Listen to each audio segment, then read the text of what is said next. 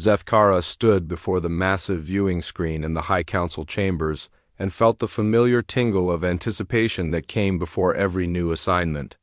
The crystalline being had observed dozens of species across the galaxy during its 300 years of service to the Galactic Observation Corps, but this assignment felt different. Somehow, Observer Zethkara, spoke Council Leader Morden in the ancient formal tongue, you have been selected for a mission of unprecedented importance. The words echoed through the chamber as Zethkara's translucent form shifted slightly in acknowledgement.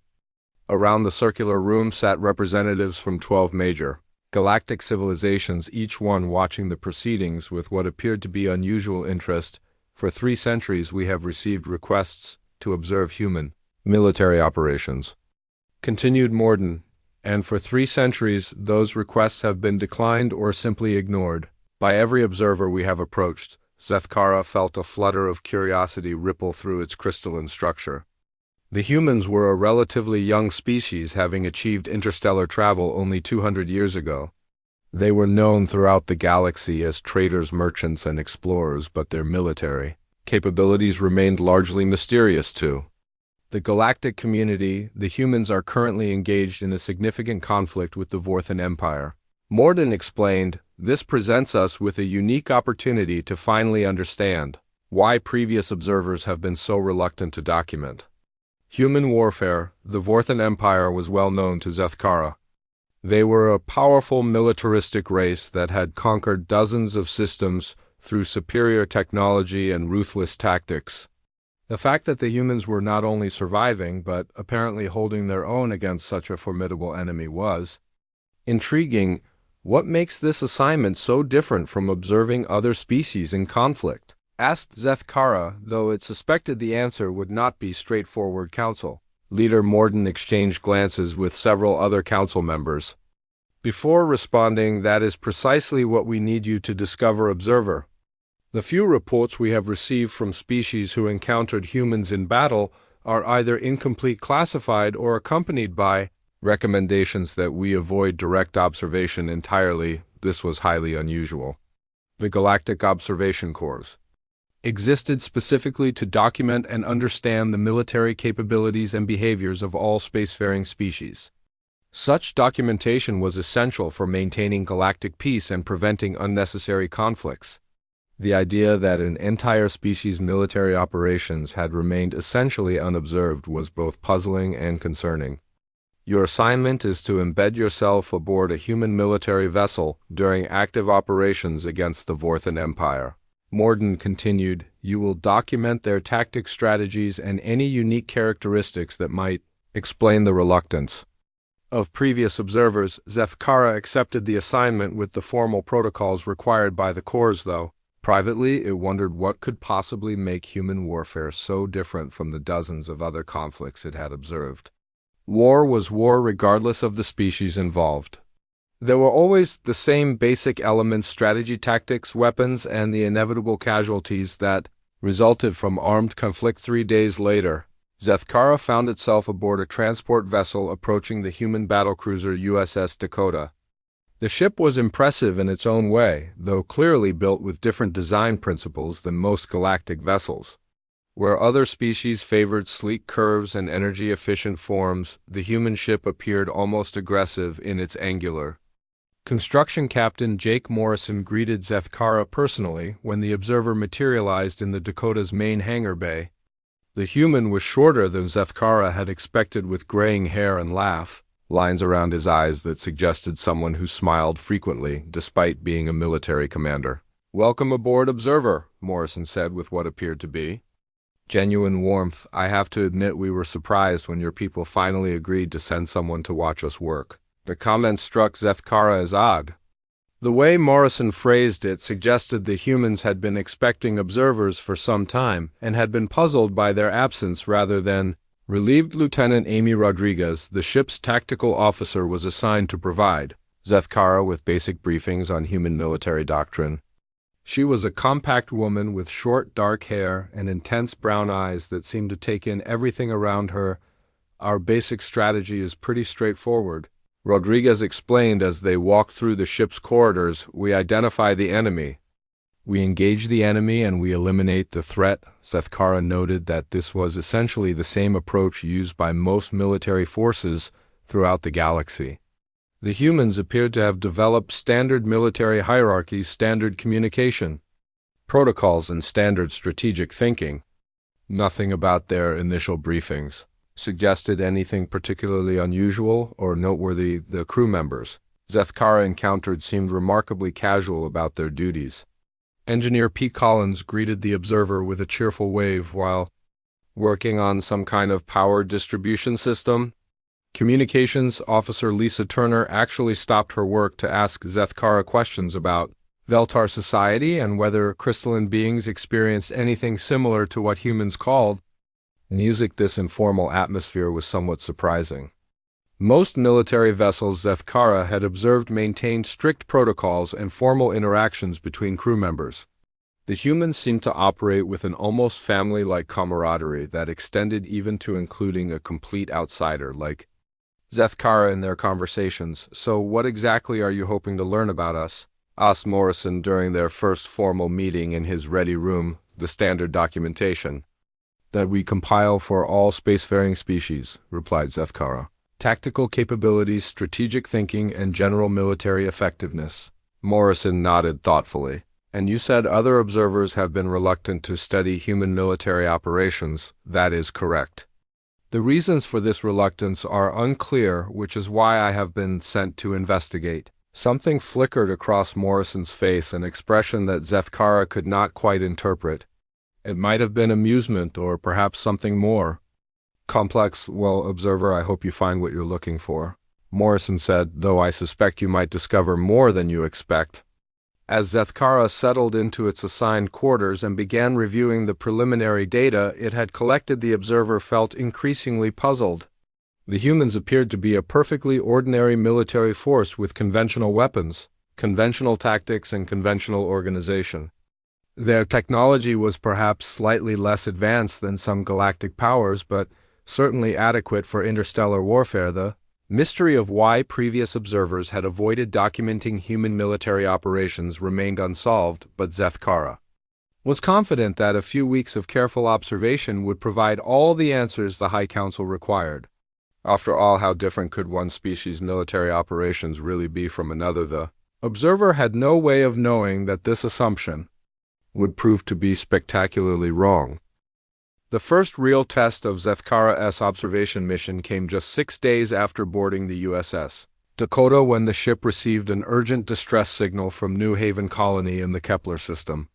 The message was brief and desperate: colonists under attack by Vorthan raiders, requesting immediate assistance from any human vessels in the area. Zethkara watched with professional interest as the bridge crew responded to the emergency. This would be the observer's first opportunity to see humans in actual combat rather than just training exercises and routine patrols. "Distance to New Haven Colony?" Captain Morrison asked as he settled into his command chair. 18 hours at maximum warp, Captain," replied Navigator Tony Garcia, a young man who looked barely old enough to be serving on a military vessel.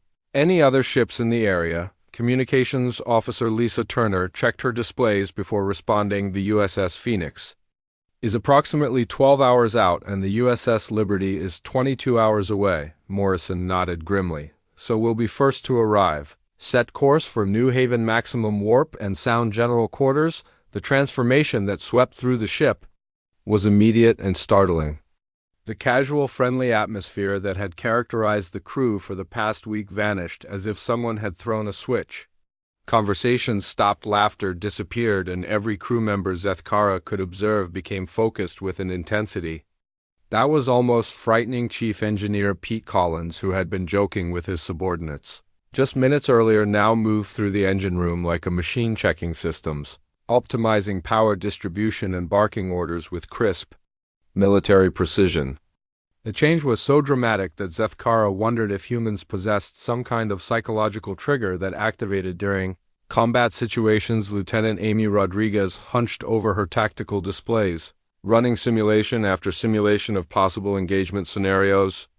Her fingers moved across the controls with practiced efficiency as she calculated firing solutions, weapon ranges, and defensive positioning for dozens of different combat situations. Observer, Morrison called. You might want to observe from the secondary bridge during the actual engagement. It'll give you a better tactical overview while keeping you out of immediate danger.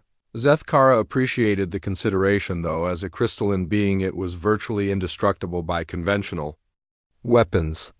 Still, the offer demonstrated that humans were capable of thinking about others even while preparing for battle. The 18-hour journey to New Haven passed in a blur of preparation and planning.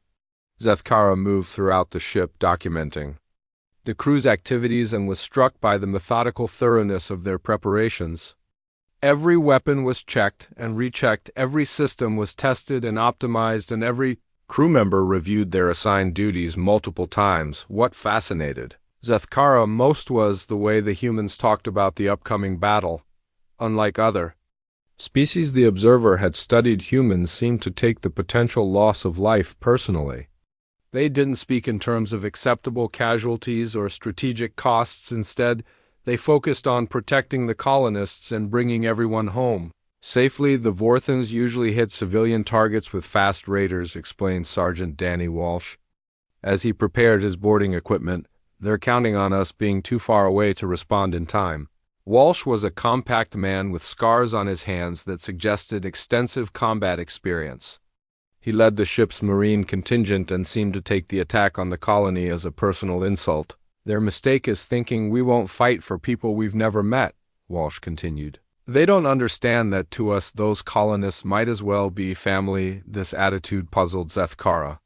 From a tactical standpoint, unknown colonists had no strategic value to the crew of the Dakota, yet the humans spoke about them as if they were personally invested in their welfare.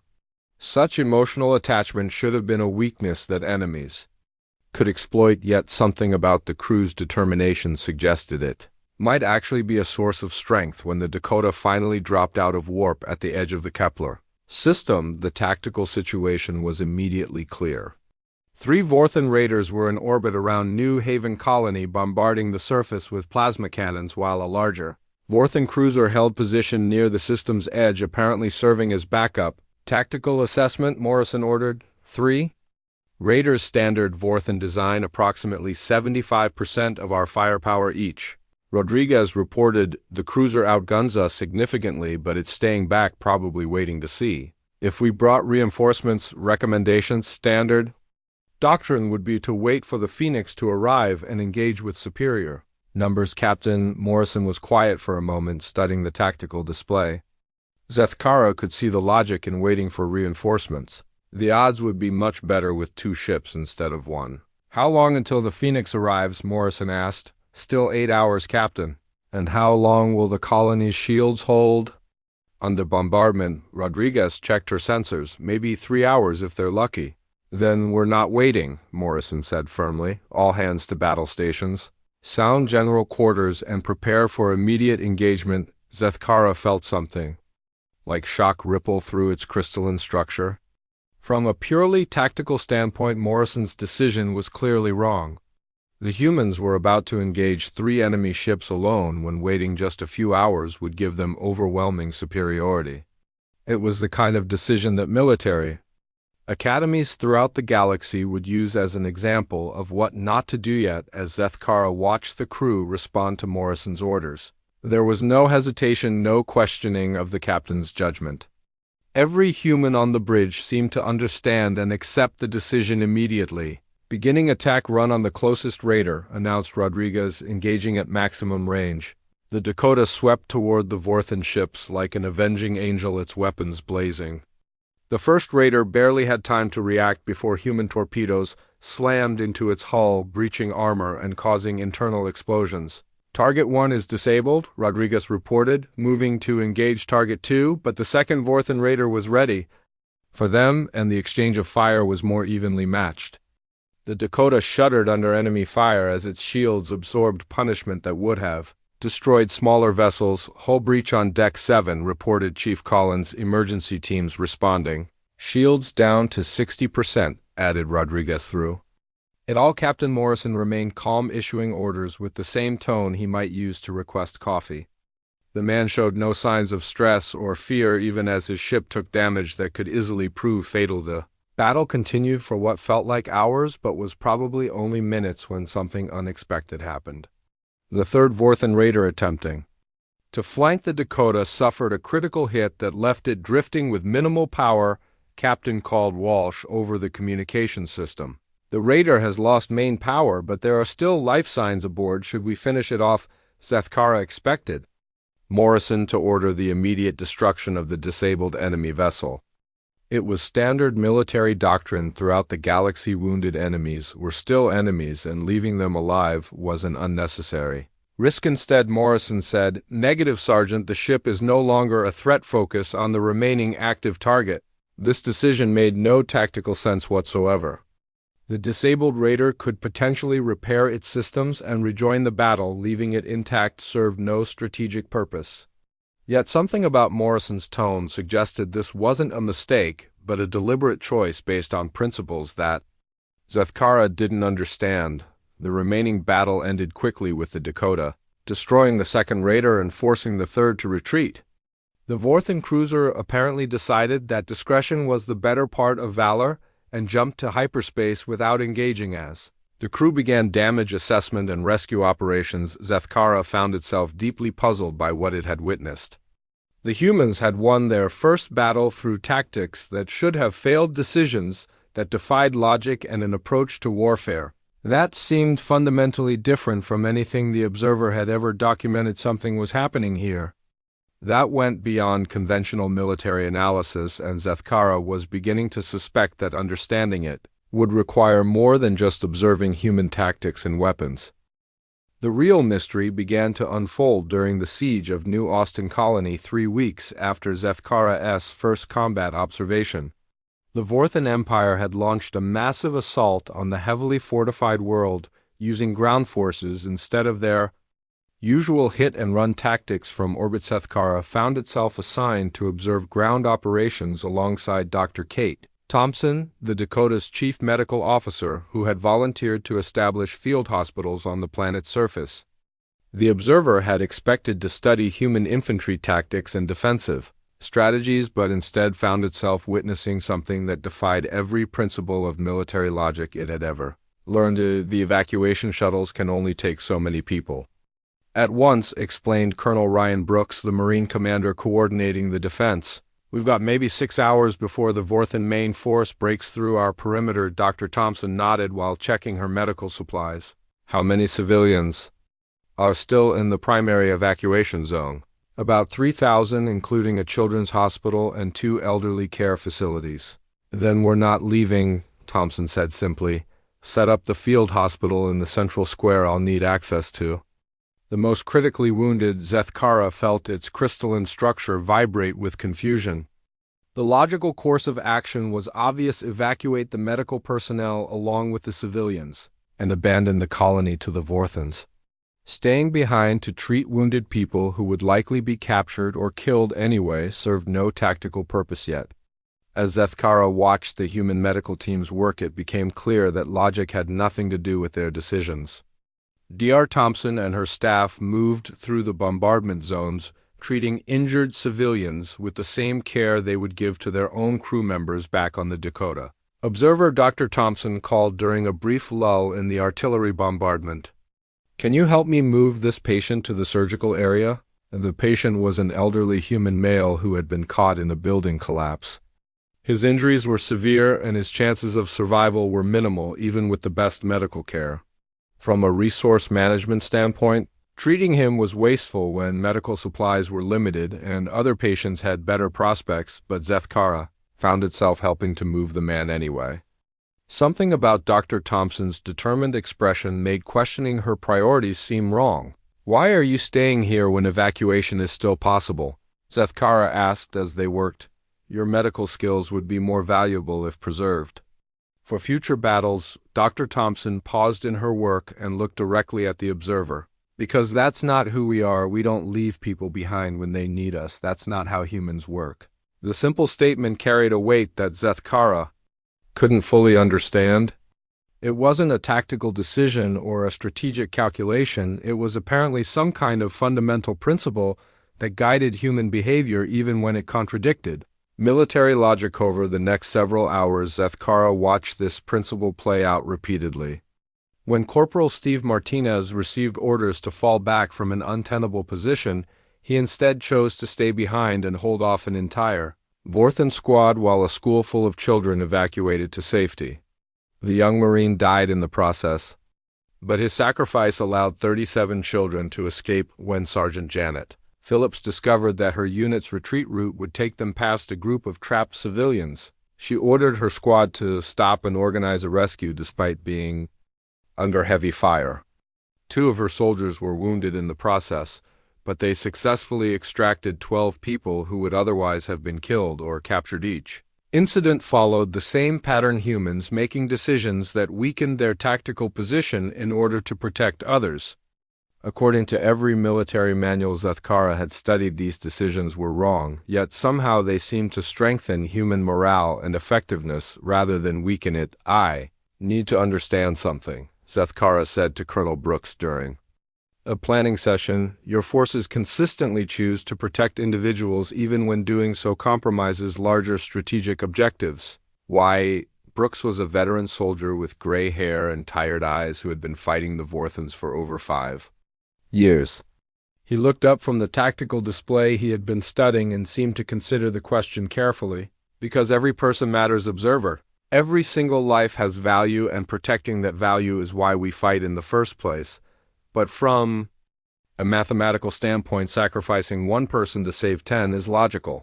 Sacrificing 10 to save 1 is not. Mathematics doesn't account for everything," Brooks replied. "When you start treating people like numbers, you stop being worth defending yourself." The colonel's words resonated through Zethkara's crystalline structure in ways the observer didn't fully understand.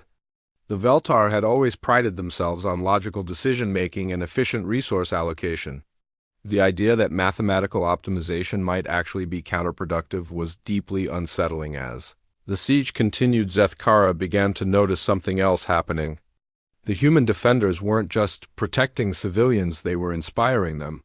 Citizens who should have been helpless victims instead began organizing themselves into support networks, providing food, information, and shelter to the military forces. An elderly woman named Margaret Scott turned her basement into a communications center, relaying information between isolated military units. A group of teenagers, led by someone called Billy Johnson, started running supplies to forward positions under enemy fire. Even children too young to fight contributed by helping evacuate wounded soldiers and maintaining equipment. The entire colony had become a single unified organism, working together with a coordination that formal military command structures rarely achieved.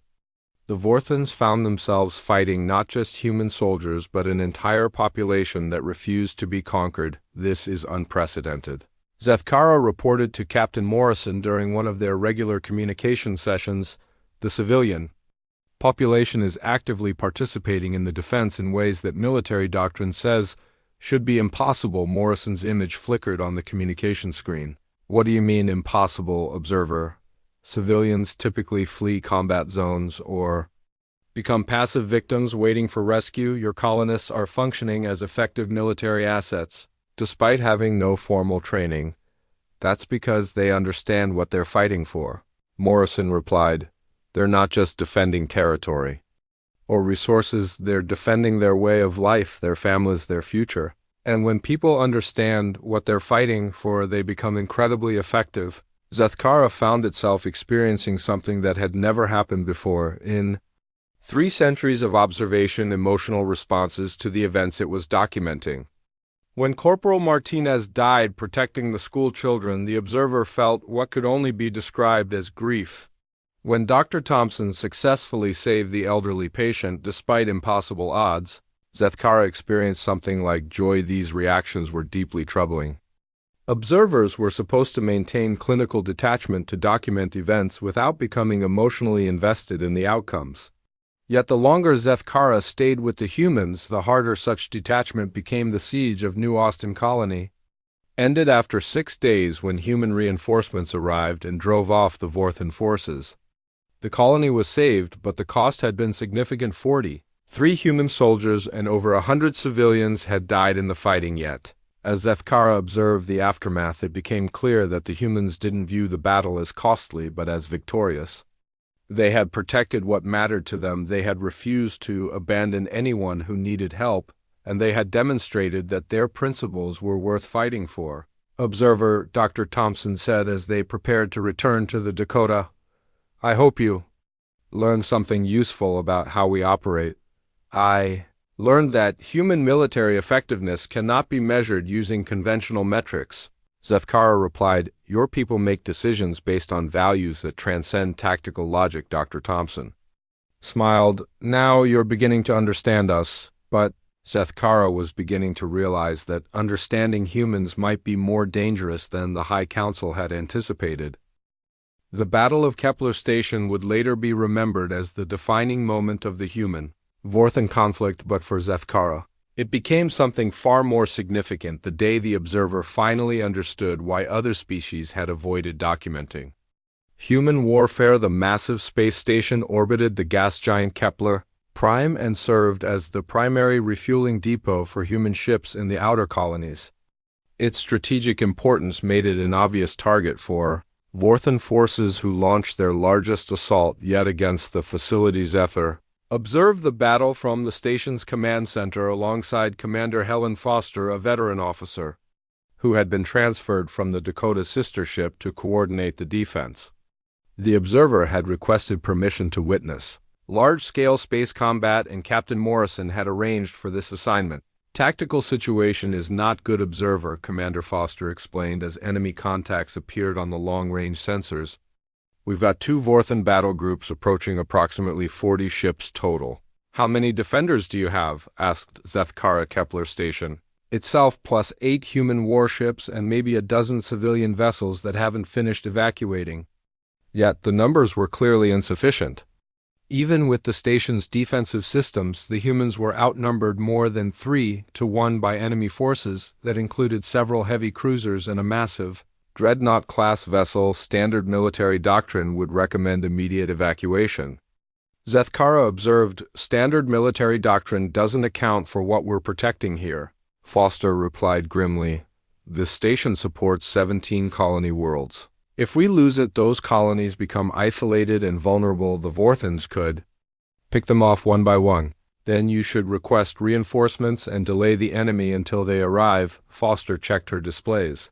"Nearest human fleet is 6 days away. The Vorthans will be here in 18 hours. Zethkara felt the familiar flutter of confusion that seemed to accompany every human military decision.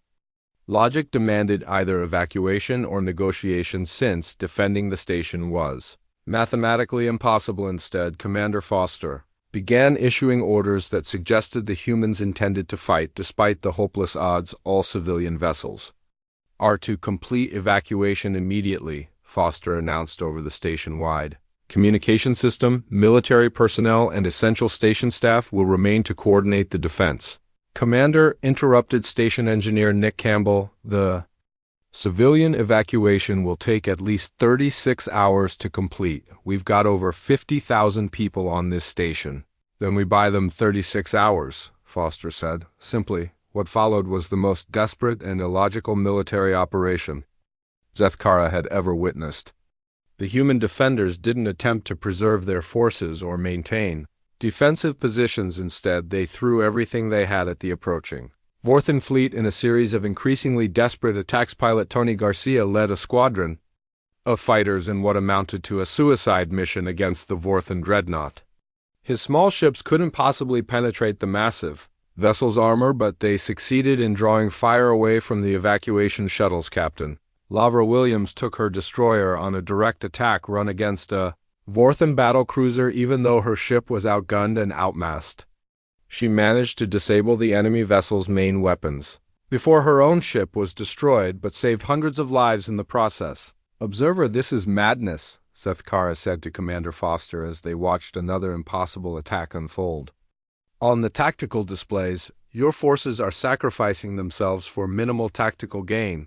"They're not sacrificing themselves for tactical gain," Foster replied. "They're sacrificing themselves for time.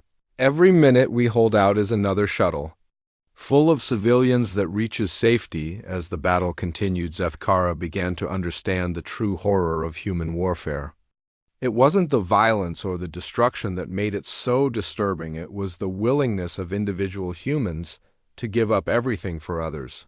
The station's shields finally failed after 16 hours of constant bombardment. Engineer Nick Campbell volunteered to stay behind and manually operate the backup power systems.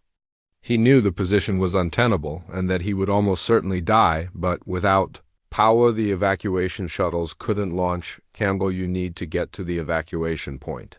Foster ordered over the communication system. Negative, Commander. Campbell replied calmly, someone needs to keep the lights on for the last shuttles. I've got maybe 4 hours of power left if I route everything through the auxiliary systems. Nick, you can't survive 4 hours under direct bombardment. Probably not, but those shuttles can, if they've got power. Zethkara watched in fascination and growing horror as Campbell worked alone in the station's engineering section while Vorthan Marines cut through the outer hull just decks above him. The man showed no signs of fear or hesitation as he rerouted power systems and maintained life support for the evacuation area. Similar scenes were playing out throughout the station.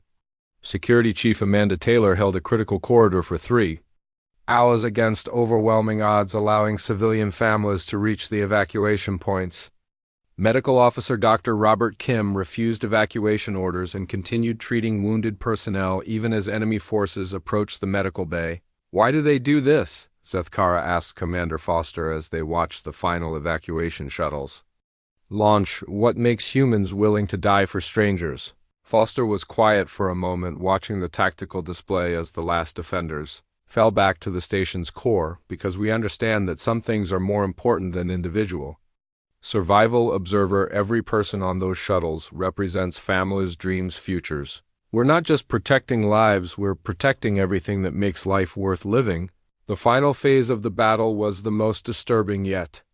With evacuation complete and the station's defenses failing, Commander Foster made a decision that violated every principle of military logic. Zethkara had ever learned. All remaining personnel to evacuation positions, Foster announced. We're going to ram this station into their dreadnought. Commander, that will destroy Kepler Station completely, protested her tactical officer. The station is lost anyway. At least this way we take some of them with us. What followed was a carefully orchestrated disaster as the humans used the station's maneuvering thrusters to alter its orbit, putting it on a collision course with the Vorthan dreadnought. Most of the remaining crew evacuated in the final shuttles, but Foster and a skeleton crew stayed behind to ensure the collision. Observer, you need to get to an escape pod, Foster ordered as Vorthan boarding parties breached the command center. I am in no danger from conventional weapons, Zethkara replied. But why are you staying, Commander? The collision course is set because someone needs to make sure it stays set, Foster said as she drew her sidearm. The Vorthans might try to alter course at the last second. Zethkara watched in stunned silence as Commander Foster and her remaining crew fought a desperate last stand in the command center, not to achieve victory but simply to ensure their sacrifice would have maximum impact. The collision, when it came, was spectacular. Kepler Station struck the Vorthan dreadnought amidships, breaking the massive vessel in half and destroying most of the enemy battle group in the resulting explosions. As Zethkara evacuated in one of the final escape pods, the Observer found itself experiencing emotions it had never felt before. The humans had lost the battle in every conventional sense. Kepler Station was destroyed, hundreds of human defenders were dead, and the Vorthans still controlled the system, yet somehow it felt like a victory. The evacuation had succeeded. 50,000 civilians were safe, and the Vorthan fleet had been effectively eliminated.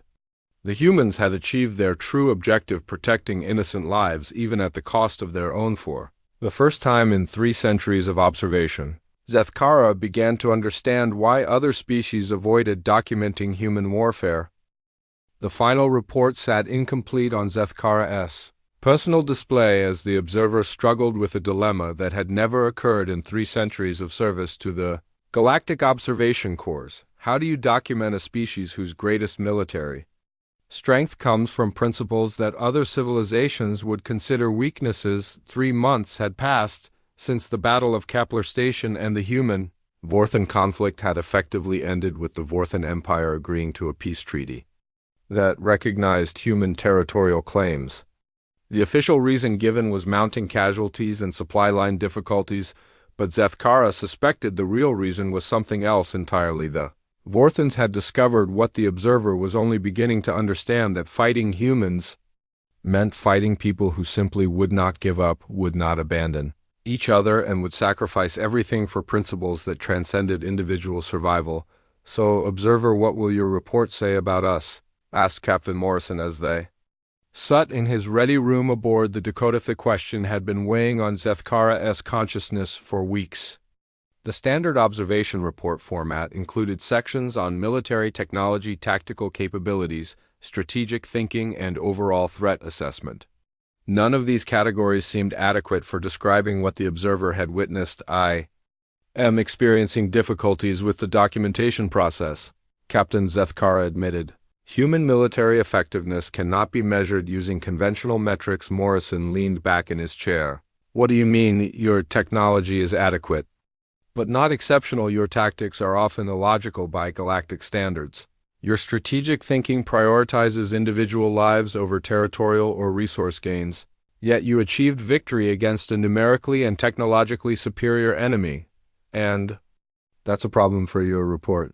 The problem is that describing your true capabilities would fundamentally alter how other species view military conflict." Zethkara explained, "Your approach to warfare is based on principles that most galactic civilizations abandoned long ago." Morrison was quiet for a moment, then asked, "What kind of principles?" "The belief that individual lives have inherent value beyond their strategic utility. The willingness to sacrifice immediate tactical advantages to protect non-combatants. The refusal to abandon wounded or captured personnel, even when doing so serves no military purpose." "Those don't sound like weaknesses to me, observer." "They are not weaknesses, Captain. That is precisely the problem." Zethkara had spent weeks analyzing the data from its observations, and the conclusions were deeply troubling.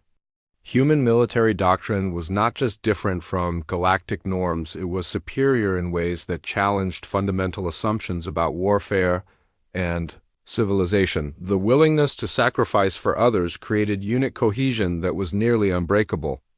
The refusal to abandon individuals generated loyalty that made human forces far more effective than their numbers suggested.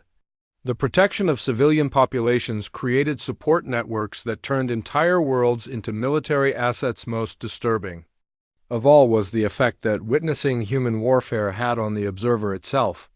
Zethkara found its own values shifting, its crystalline structure resonating with emotions that had never existed before.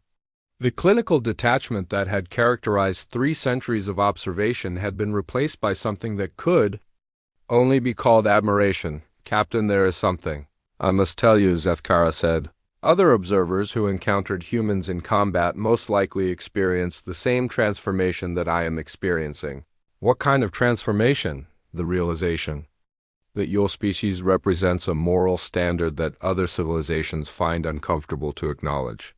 Morrison frowned. "I'm not sure I understand." "Human warfare is not just about tactics and technology, Captain. It is about values that transcend self-interest. When other species observe these values in action, they are forced to confront the inadequacy of their own moral frameworks." The truth was even more complex than Zethkara was willing to admit. Watching humans fight had revealed the observer's own species to be cold, calculating, and ultimately selfish despite their claims of logical superiority.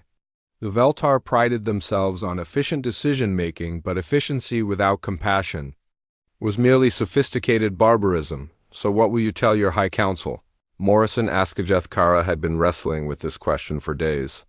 "The complete truth would force every galactic civilization to either adopt human values or acknowledge their moral inferiority.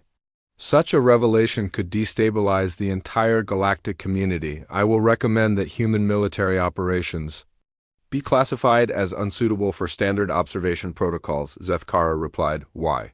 "Because some knowledge carries the responsibility to protect those who taught it." Morrison smiled. You've learned more than military tactics during your time with us, Observer. Yes, Captain. I have learned that some things are more important than completing assignments. The conversation was interrupted by Communications Officer Beth Johnson, who had lost her right arm during the final battle at Kepler Station but had refused medical discharge and continued serving with a prosthetic replacement. Captain, we're receiving a priority transmission from Galactic Observation Corps' headquarters, Johnson reported. They're requesting an immediate status update on the observation mission. Morrison looked at Zethkara. Your call, Observer. Zethkara considered the moment carefully. The High Council was expecting a comprehensive report that would finally explain why human military operations had remained undocumented for so long. They wanted tactical analyses, strategic assessments, and threat evaluations that would allow them to categorize humanity alongside every other spacefaring species. Instead, they would receive a deliberately incomplete report that protected both humans and the galactic community from dangerous knowledge. Tell them the observation mission has been completed and that my full report will be transmitted upon my return to Veltar space, Zethkara said. Understood, Observer, Johnson replied. Over the following days, as the Dakota prepared to transfer Zethkara back to Galactic Observation Corps' custody, the Observer found itself reluctant to leave. The humans had become more than research subjects. They had become something the Veltar language had no word for, but humans called friends. Dr. Kate Thompson stopped by Zethkara's quarters on the final day carrying a small device that appeared to be some kind of communication equipment. This is a standard human communication transmitter, Thompson explained. It's keyed to a secure frequency that will allow you to contact us if you ever need to. Why would I need to contact you after my mission is complete? Asked Zethkara. Because we're hoping this won't be the last time we see you, Observer. You've become part of our crew, and we take care of our own. The simple statement carried implications that Zethkara was only beginning to understand. The humans had somehow adopted the Observer as one of their own, despite the vast differences in biology, psychology, and culture. Dr. Thompson, I must ask you something, Zethkara said. Did you know what effect observing your people would have on me? Thompson smiled. We suspected Captain Morrison has dealt with alien observers before, though none of them ever stayed as long as you did. What happened to the previous observers? They left early. Most of them requested immediate transfer after their first combat engagement. A few stayed longer, but they all eventually asked to be reassigned because they couldn't maintain professional detachment, because they realized that understanding humans changes you, Observer. Once you've seen what we're willing to do for each other, it becomes hard to accept less from your own people. The truth of Thompson's words resonated through Zethkara's crystalline structure. The Observer had spent months documenting human behavior, but the humans had been observing right back, learning about Veltar psychology and predicting the effect their values would have on an outside observer. You knew this would happen, Zethkara said. You knew that witnessing your warfare would transform anyone who observed it. We hoped it would, Thompson replied, because understanding is the first step toward becoming better. When the time came for departure, Zethkara found itself surrounded by crew members who had gathered to say goodbye. Engineer P. Collins presented the Observer with a small crystal that had been taken from the wreckage of Kepler Station as a memento. Sergeant Danny Walsh offered a formal military salute that somehow managed to convey both respect and affection. Captain Morrison walked with Zethkara to the transport bay where a Galactic Observation Corps vessel waited to return the Observer to headquarters. Observer, I want you to know that having you aboard was an honor, Morrison said. You've seen us at our worst and best, and you've understood both, Captain. I must tell you that my report will not contain the complete truth about human military capabilities. I know, Observer, and I understand. Why do you approve of my decision to withhold information from my superiors? Morrison considered the question carefully. Observer, there's an old human saying that with great power comes great responsibility. You've learned something about humanity that could change the galaxy, and you're choosing to use that knowledge responsibly. I can't ask for more than that. As Zethkara boarded the transport vessel, the Observer carried with it not just data and observations, but a fundamental transformation in its understanding of what civilization could be. Formal report submitted to the High Council 3 weeks later.